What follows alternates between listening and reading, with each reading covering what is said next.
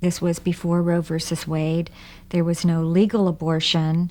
There was no real birth control readily available to avoid unwanted pregnancies. And I know we were told we weren't supposed to be having sex anyhow, but that's just not what happened then.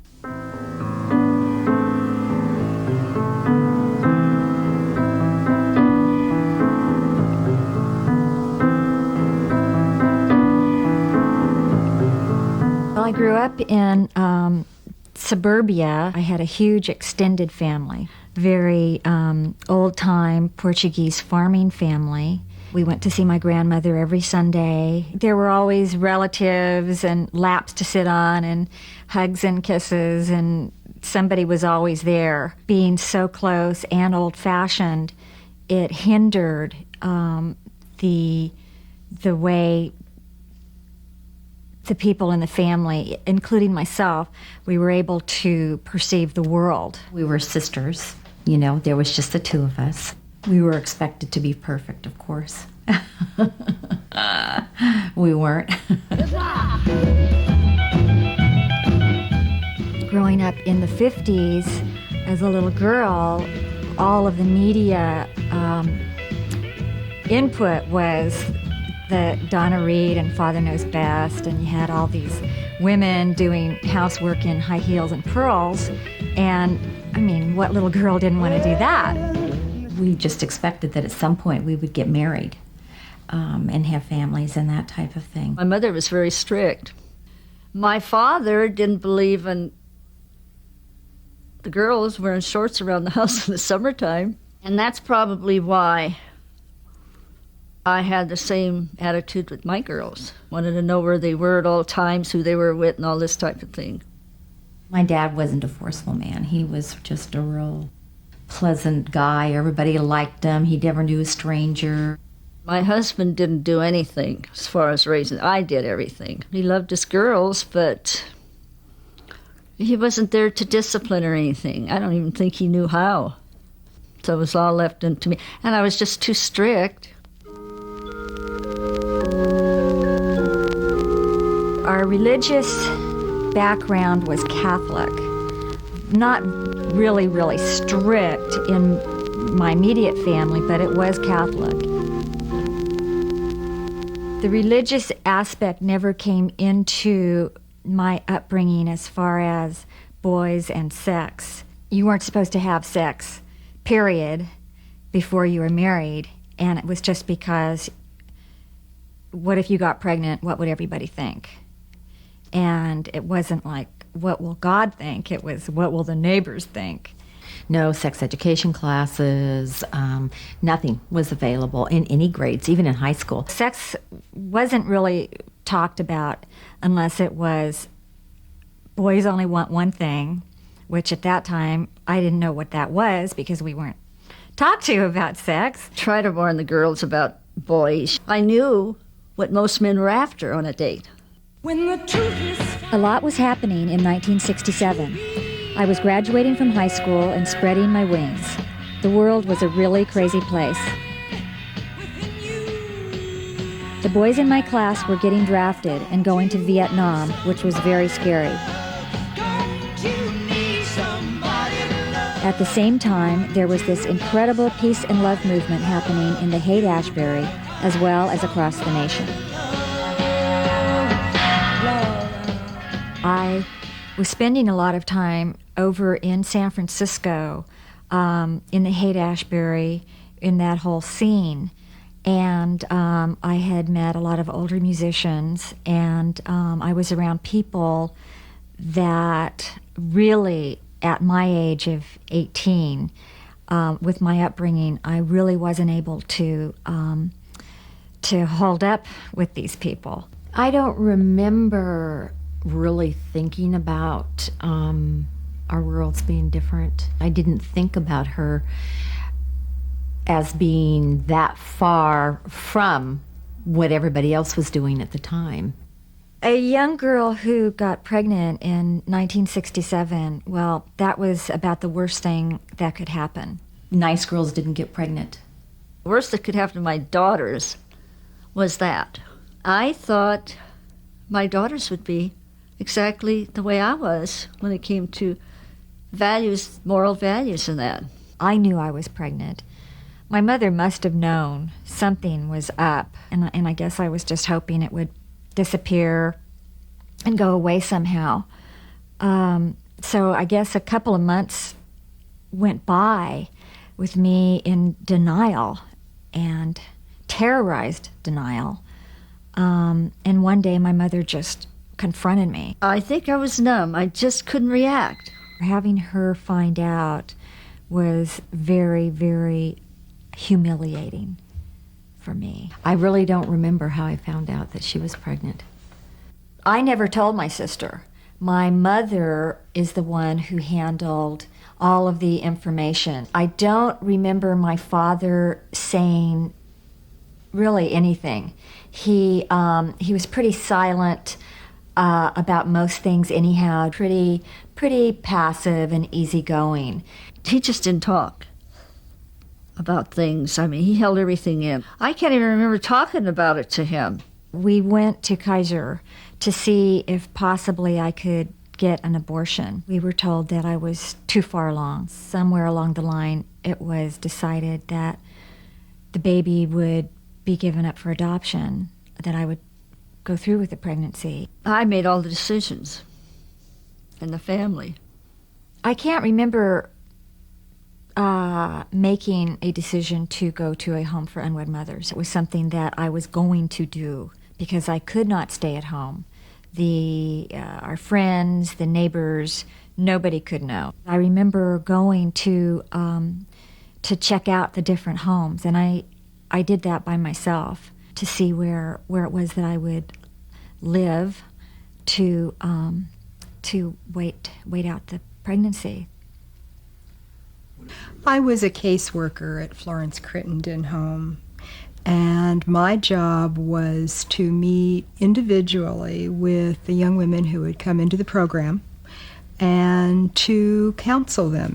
Sydney was my social worker at the time of my pregnancy, and she was basically my whole support system. The young women who were coming were young women who did not feel comfortable in their own homes and communities. I was basically isolated from everybody. My best friend, her father said that she couldn't see me anymore. For many of them, they were humiliated, shamed. Everything always had to be perfect, and everything always had to look good.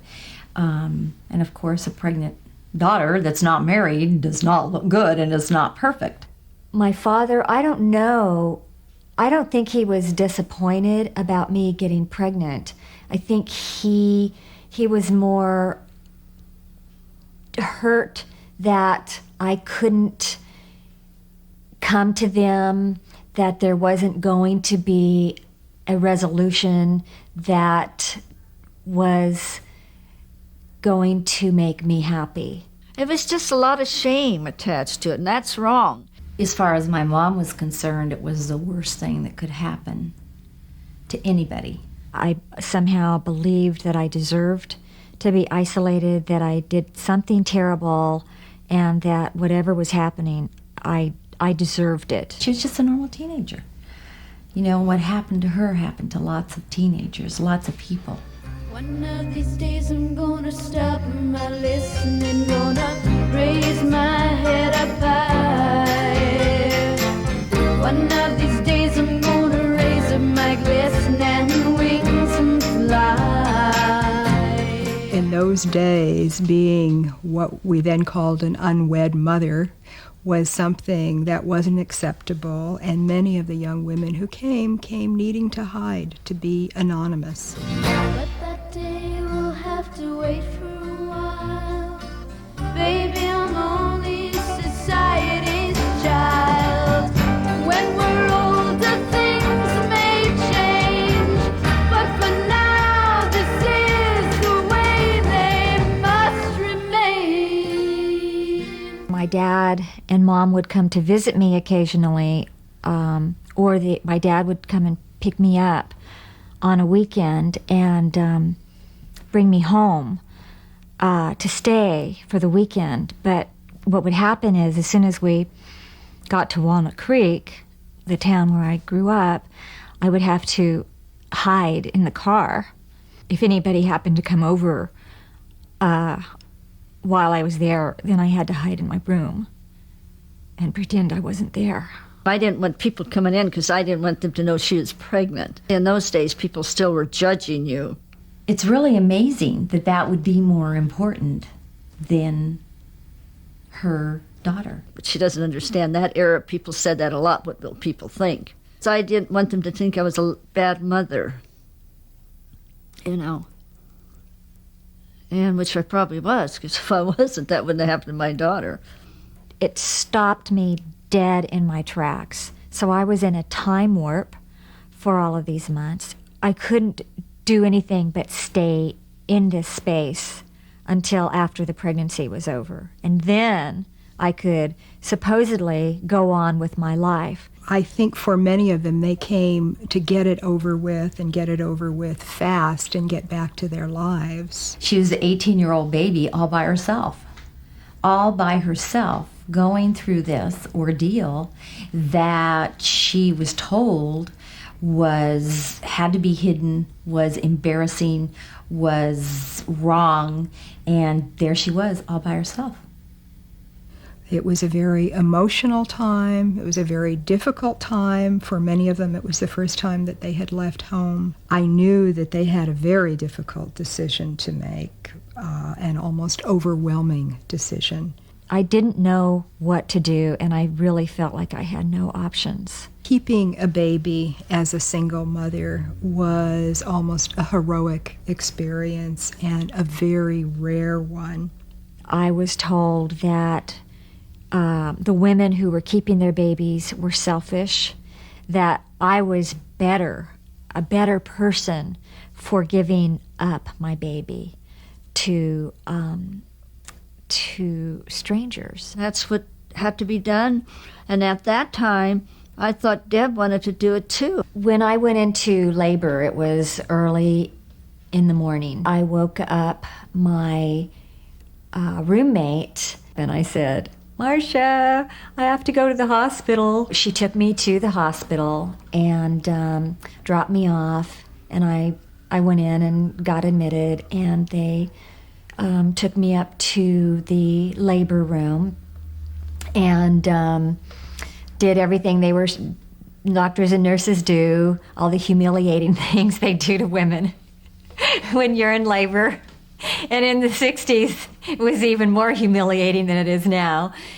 So I was just lying in this labor room with occasional nurses and doctors coming in to see how I was progressing. There wasn't anybody in there to hold my hand like a family member. It was something that I just did with the help of the doctors and nurses, but no support.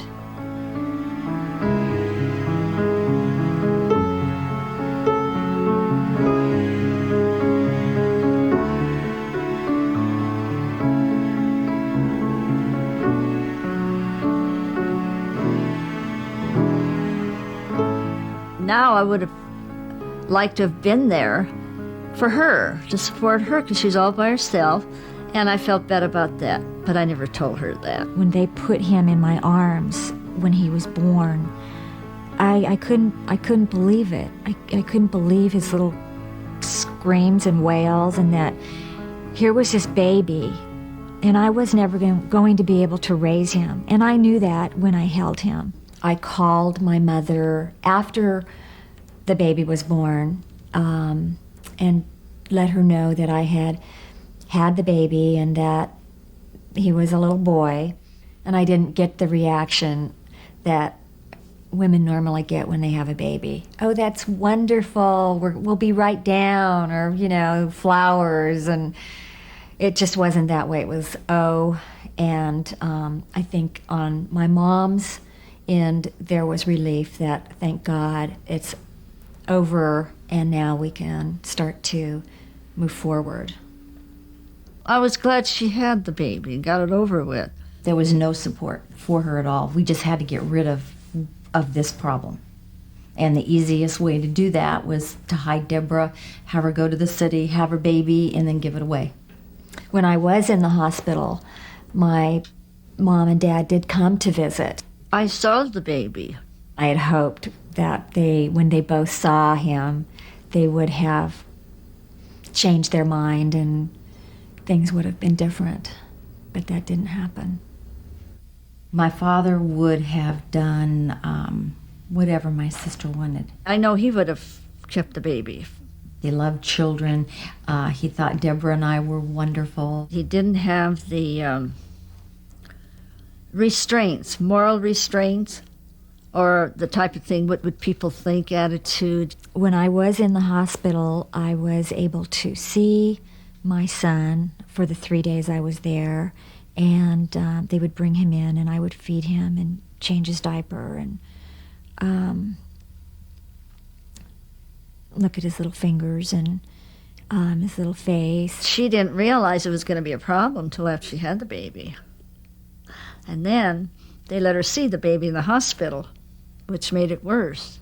We felt that the practice of not allowing young women to see their babies was potentially very harmful, and that the fantasies that moms have about babies that they have had with them for 9 months and given birth to and never seen is a terribly damaging fantasy to have to live with. One of the homes in San Francisco in particular, they would not let you see your baby.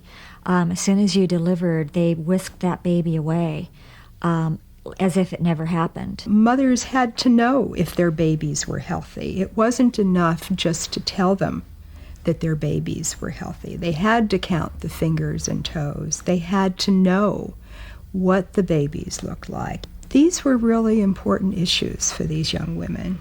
There's no way I could have not seen my child. It was hard enough leaving him in the hospital and me walking out empty. Empty arms, empty heart, empty belly.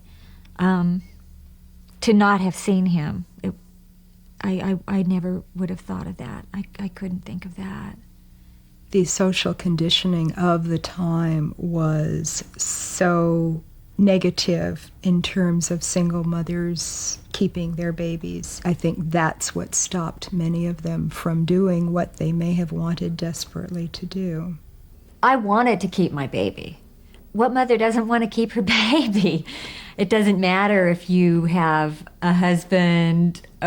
It just doesn't matter. It does not change that feeling inside of a woman when she's pregnant and has a child.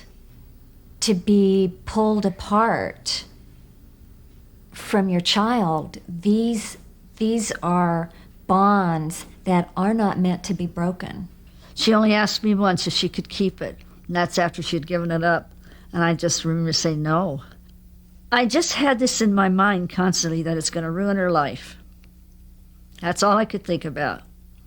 And I didn't want that to happen to her. I never questioned it. I just knew that when I signed that piece of paper, that was forever and there was no turning back. That my son would not be my son any longer, that he would be somebody else's. And it was really difficult to do. The last time I saw my baby was at the adoption agency. I don't know how long I stayed there, holding him and talking to him, but that's how I said goodbye. I wish things would have been different for Deborah. I wish all of us would have reacted differently.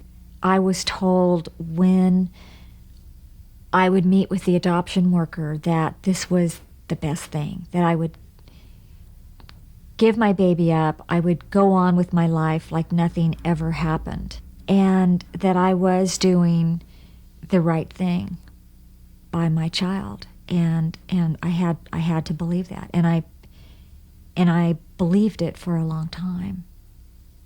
I don't think that I realized the implications or the ramifications of everything that she was going through. I was never able to sort it out with the people that I loved. It wasn't a family affair.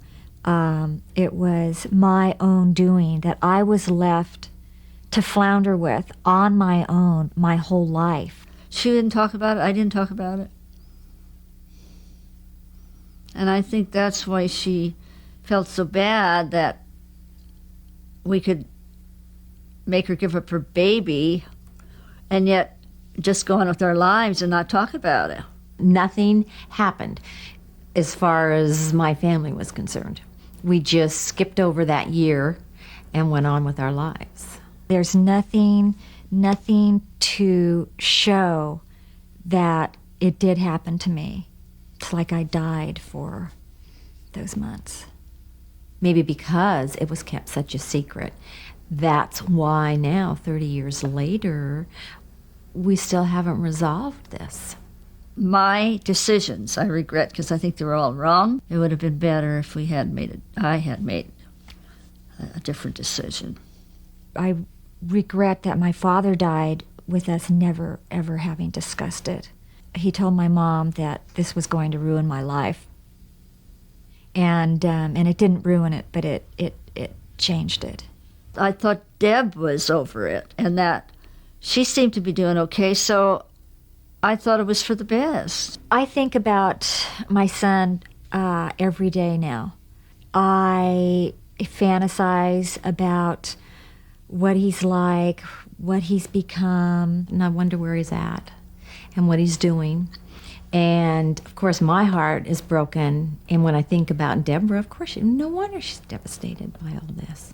It's hard to think about, where is your child? Is he okay? Is he dead? Is he alive? Is he happy? Do I have grandchildren? All those questions have to go through her mind every day. I don't think she will ever get over it until she tries to find him. I do want to find him, and I'm hoping he wants to find me. And when this happens, that we could be a part of each other's lives somehow. Adoption is a very painful process. Adoption, as we've known it, closed adoptions where all the records are sealed, it's very, very difficult. For a birth mother, as well as an adoptee, it's extremely difficult to get any type of information. California has closed records, which means they are closed, sealed. The original birth certificate is put away, and a new birth certificate is issued with the adoptive parent's name on it. Even if my son was trying to get his original birth certificate, he wouldn't be able to do that either. It just adds to the feeling that something really bad had happened that needs to be locked away. I really didn't feel like I did have the right to look for him because I did sign this paper. I do have a right. My son has a right.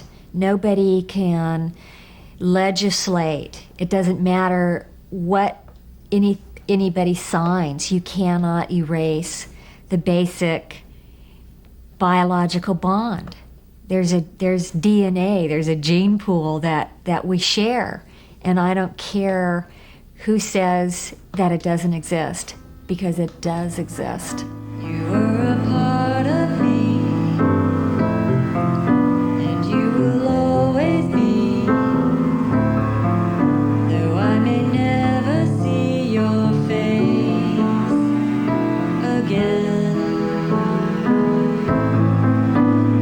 So long ago, and you may never know. Here I am, 18, just barely 19, giving birth to a child that I will never raise, and I can never talk about. So I can't ever say I'm a mother, but I am a mother. It's something that changed my life. I can't ever go back. I will never have another first child. It has shaped, by its very nature, the secrecy, who I am and how I relate to the world.